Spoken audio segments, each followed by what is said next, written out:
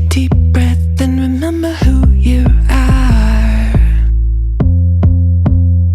Yeah, they're gonna mess with you, baby, you're a star. Stepping in the spotlight, you know that it feels like time to put up a fight, honey. Got nothing left to lose, so let's start right now. Everybody want a piece of you. Gotta give them what they want, it's true. You're symphonic, yeah, so iconic. If you didn't know before, now you know. Now you know. Take a big step away from who you were. Flashing that smile and the whole world's a blur. Dancing in the limelight, oh you're on it. Positively powerful, not powerfully positive. I mean, they're both good ways of saying what we're trying to do here. Scott Fitzgerald along with Stacy Steinmiller to do another episode of this fantastic live stream that we've been doing. And of course I say that because I love doing this. I don't know if it really is fantastic. I think it is. I get a lot Yes. out of it, and that's all that matters to me. So, how are you doing, Stacy? I'm living the dream. You're living the dream. We had a off mic. We had a discussion about whether or not it should be living the dream or living my dream because but Stacy won as usual. So so here's the thing that I want to talk about today, and it's communication. So I'll set up a scenario for you, and we can riff off that. So there's a situation where people are working closely together, whatever it is. Um, One of them is highly stressed, but hiding it well. Okay. One of them is highly stressed and hiding it well. The other one is not highly stressed, is just focused on the job and doing the job. And the person who is focused says something to the person who is highly stressed, something like, "Hey, we're running low on time." And the person who is highly stressed completely interprets everything in that short sentence, and they hear it in such a way that it's like, "Hey, we're low on time, what are you doing?" Like the delivery makes them feel, now they start to get more stressed because now they're thinking, "Oh, I'm screwing things up, I'm doing a bad job, I'm whatever it is." And I wanted to talk about um, that breakdown when you are in a highly stressed or a highly emotional state. How what you see and hear is your own perception, is your own reality. So you might perceive it as aggressive or something like that, where it's actually not. It's actually just middle of the road. You know what I mean? So Yeah. that's the situation I wanted to break down today. Fun. I love Fun. it. Yeah. So that's why, working on your overall stress is really helpful in learning to get honest with yourself on how you're really feeling and what's really going inside and why that can drastically change your life, right? So if you have that self-awareness to know, I'm super stressed out right now, this is what's happening, then that helps you to be able to take some steps back to lower that stress so that you don't interpret things in a way that's unhelpful. But usually, once you're in that moment, there's not a whole lot you can do, but there's a lot you can do outside of those moments to help prevent those things from going haywire, if that makes sense. Yeah. Uh-oh, Sorry. uh-oh, Scott's not ready. So backstory before I'm gonna side rail you a little bit here. Like that came out right. The My phone, I guess, when I was going to bed last night, I pulled the covers up and I heard a thud on the floor, but I thought it was the dog's toy, but it Mm. was my phone. So my phone was under the bed all night, and when the alarm went off this morning, I couldn't find it. I was flipping out. I'm like, "Where the hell is this phone?" Is it? I'd go this way, and it would sound like it was there, but then all of a sudden, it would sound like it's across the room, and I'd go back and finally found it. But It's anyway, so I was hilarious. just trying to plug in my phone because it's almost dead because it didn't get the charge last night, and Mine too. Yeah. I had Fun. that, that USB phenomenon where the first time you plug it in, it doesn't work. So you flip it upside down and it doesn't work. But the first time you were right, but now it works every time, every damn time. All right.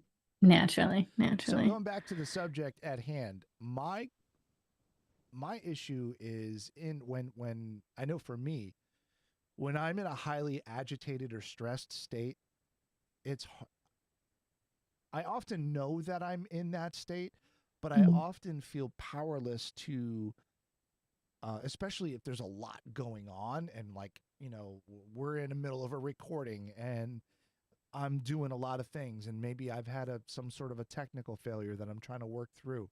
That kind of stress. Now, granted, I kind of tend to work well in that stress, just Hmm. because of the many years of having to deal with it. It's not my favorite way to work by any means, but I think I've gotten to a point where I can work in that stress. However, I am not my usual happy-go-lucky gregarious self. I am focused. I am monotone. I am direct.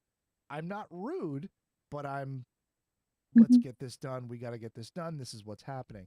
And that if someone else is stressed in that situation, that can be also misconstrued Hmm. as being angry at them for whatever's happening Yeah. or you know what I mean? So Yeah. is there something that we can do with our coworkers that can say like, all right, we're both in a very stressed out state like right now. And obviously this isn't always possible, but I guess when it is possible, you know, is it something that we should do like let's take a minute. And I know people have done this before, but it's just never really dawned on me. You say, Mm. "You know what? Let's take a minute." And especially even in a recording, when we're recording something, we can say, obviously not live, but if we're recording, we say, "Let's take a minute. Let's think through this. Let's take a breath and then we'll come back into it." You know what I mean? And let's Yeah. discuss or whatever. Um Thoughts on that? Yeah. I mean, if you have the time to do it, might as well. And it also comes from learning each other, right? Knowing and Yeah. believing. So a lot of people like they'll refuse to believe something if they'll know, like, well, I know Scott gets a little short when he's stressed. And I can say, I know not to take that personally. But if you haven't done enough of your own work yourself, you're still going to take it personally. You like Yeah. can't like joke you can't like pretend it doesn't bother you Yeah. if it actually does bother you. And it's not something for you to fix, Scott, right? That would be something for that other person to fix because that's their own stuff that nothing external will fix that for them. That's a really good point because then that's how I end up feeling like I need to change how I'm doing things because of how that other person is interpreting that. So it's like I know that I may be What? I Was love somebody when commenting? people comment. Not to stress you out, Is but it Stacy is loud and Scott is very quiet. Oh, well, so yeah, I was wondering if that was going to happen because I had to turn my volume up for Uh you. my volume's really low. All right, let's turn this shit up. Let's turn this shit up. Thanks, Dad. You're the Not to best. stress us out. Does it sound better? Is it louder? Are we even? I Huh? do tend to be loud. Yeah, you are. All right, that should be good. It looks like my levels are a little bit better now. Thanks, Deborah. I didn't realize that was a technical comment. That I thought it was an overall comment that I'm quiet and you're you're loud. Oh,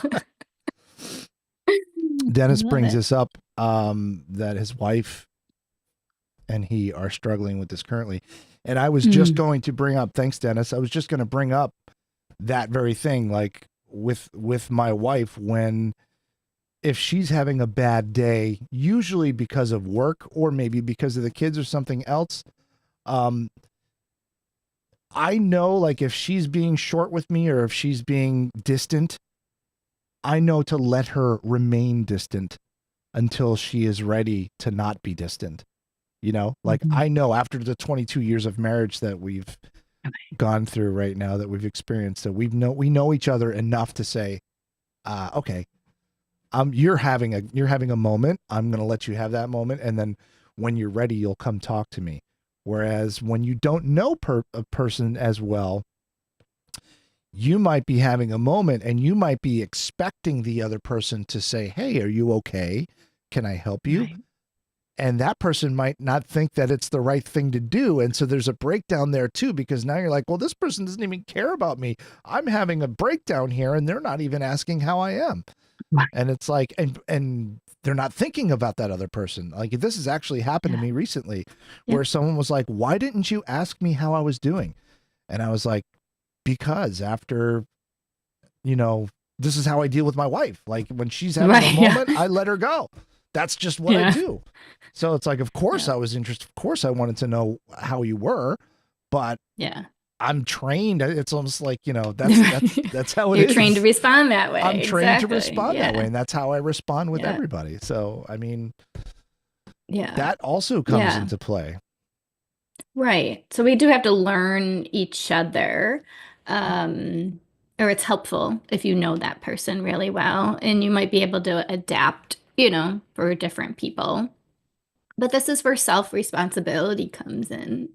And if both parties are taking full responsibility for their own stuff, um, then that's going to go a long way, if that makes sense. Like, Oh, yeah. not Yeah. like, oh, they should be checking in on me or they should be leaving me alone, right? If you're in the like, they should, like, there's your own little red flag for yourself, That's if that's important. helpful. So my takeaway from that is that when you're in one of these stressful situations, if you find yourself saying, they should be doing this, like, I believe they should be acting a certain way, then you're just projecting your own thing onto them. And Yeah. you really need to take a step back and take a moment and be like, all right, I'm expecting them to react the way I want them to react, not how they might know to react or how they normally react. And that's not fair to that person. Right, exactly. And you can, so if you become aware of that, then you can take responsibility for it. And then you can flip it into an ask. Right? A need. If you're noticing, like, you know what, I'm actually feeling really insecure right now because I feel like I screwed up. And right now I'm wanting reassurance from my partner or whoever because of that. Now you can actually go ask for it. Hmm. And you can be vulnerable about it. Be like, hey, I'm feeling a little insecure right now because there's a little rift between us, and my usual need is wanting reassurance. And instead of expecting that from you and then getting mad when I don't get it from you, I'm wondering if that's something you can give me right now. And that, I mean, I really believe that I want to believe that most people would respond positively to that Yeah. vulnerability, to Yeah, someone if you saying, do hey, it right, if you show up you know, vulnerably, honestly, you take account for your stuff, 90% of the time, the other right. person's probably But going to we all know respond those 10 positively. percenters. We all know the ones that be like, oh, wow, grow a pair. Oh, wow, Hmm. you don't feel like you're being, you know what I mean? Like, there's always that person, and you just got to hope that that's not the person you're dealing with. But, you Yeah. know, it really comes down to this whole phenomenon of being self-aware and being aware of others. And it's, sometimes I feel like it's not something that people can do. They can, if they're aware of themselves. I mean, so many people are not aware of themselves at all. Right. I mean, you see them in Right. Wegmans all the time. It's like they just two of them stop and start talking right in the middle of a lane. And you're like, really? Like, you have absolutely no consideration for anyone else in this store. It's your store and we're all just kind of existing in it. So it's like, me, when that happens and I'm talking to someone, I immediately look and see, like, let's move over to the side. Am I in somebody's way? Like, I'm constantly worried about being in somebody's way. If I'm stopping to text, I move over to the side. I go to the end of, the end cap. So I'm like out of the major lane. Now, I don't know, maybe I'm an outlier. Maybe I'm just weird because I'm constantly cognizant of my physical space and what's around me. Some people are oblivious to that. They're absolutely oblivious. And do you think that their obliviousness to spatial awareness, that might actually factor into their awareness of other people's feelings? Do you think they're related?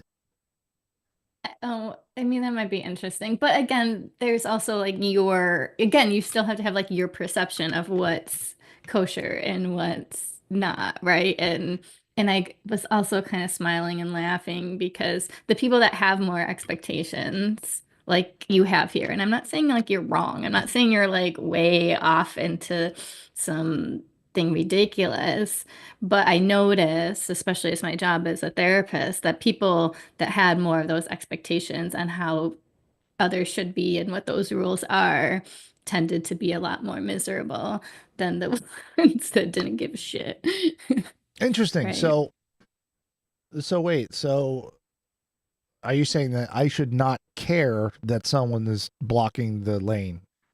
Wait, what would it be like if you didn't let it, if like it didn't matter? Well, I'm not saying that it ruins my day and I'm like going around Right. yelling and screaming. It's just one of those annoying things. Like, Or could why? you ask them to move? Oh, I always do. I say, excuse Okay. me. I just go, Yeah. excuse me, coming through. Yeah. But it's just one of those things that I go, like, really? You don't realize it? I don't know. Maybe am I projecting my own? Like, it seems like it's a common courtesy and not some kind I of. get that.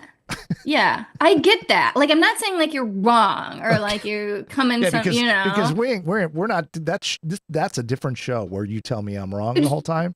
That's a different show. That's not this show.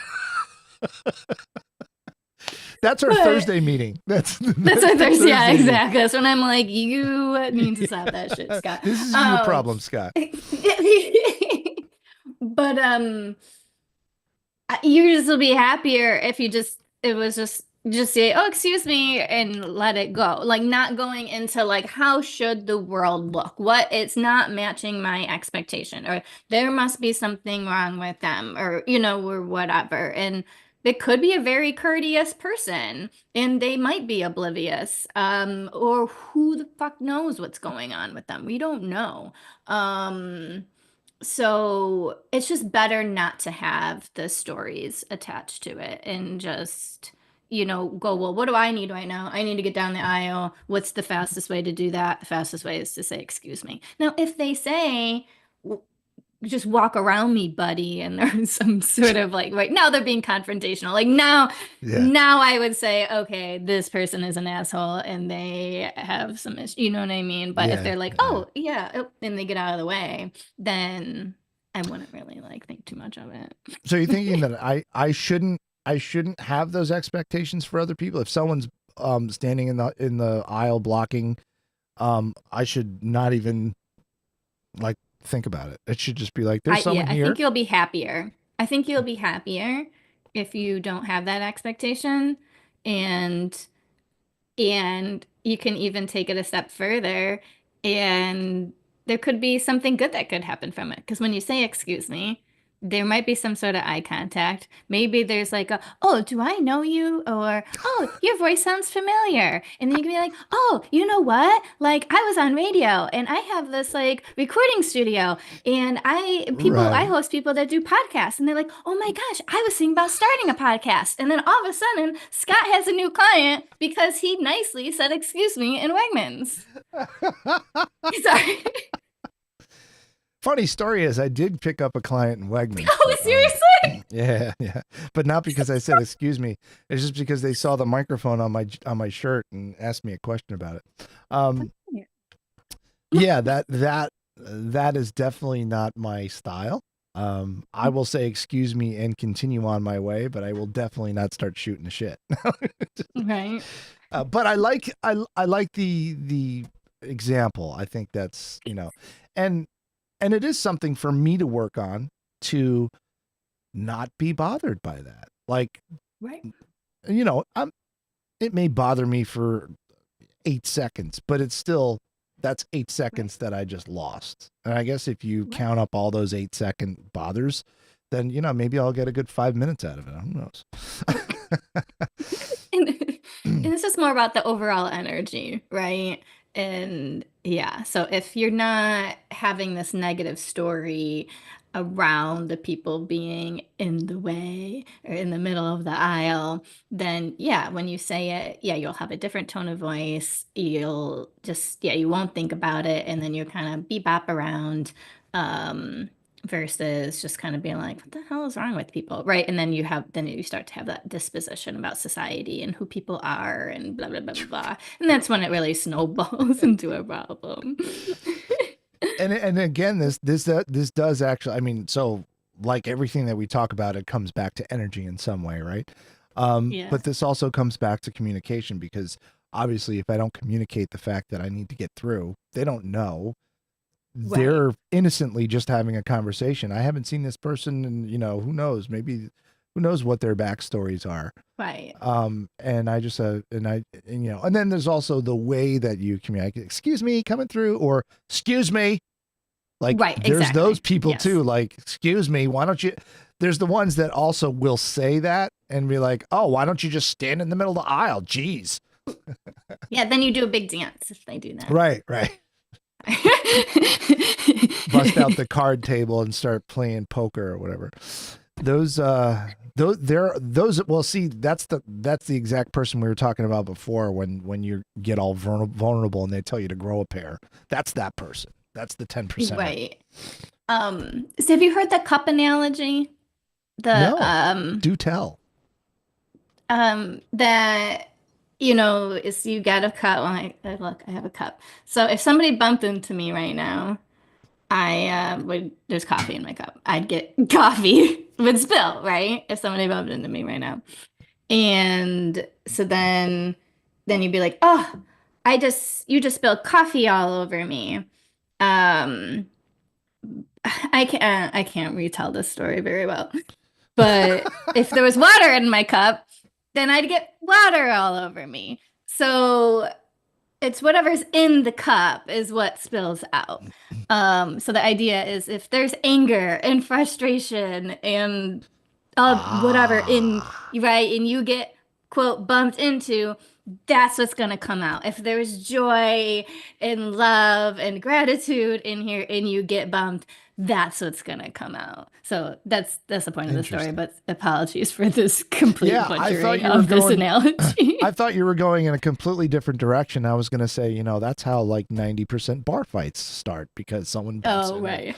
I didn't know if Yeah. that was going to be a part of the confrontation, but I like that. I like that analogy that whatever's in here when it gets riled up and something spills out, that's what's going to spill out. So, like you Yeah. said, if it's anger, if it's resentment, if it's any of the bad dark feelings, they're going to Right. come out. And if you're Mhm. just full of sunshine, rainbows, and bunnies, the bunnies are going to come out. Right, exactly. And it's Exactly. called Yeah. each So teeth. I'm sorry. Um, so I guess kind of like the whole point of this was to try to see if if there's a way that you can express to people how to be more mindful because it's it's not easy when you're in the moment when you're in a stressful situation to not, it's like your amygdala takes over and it's fight or flight a lot of times. And so to break that cycle and go, hold on a second, let me take a second and think about this.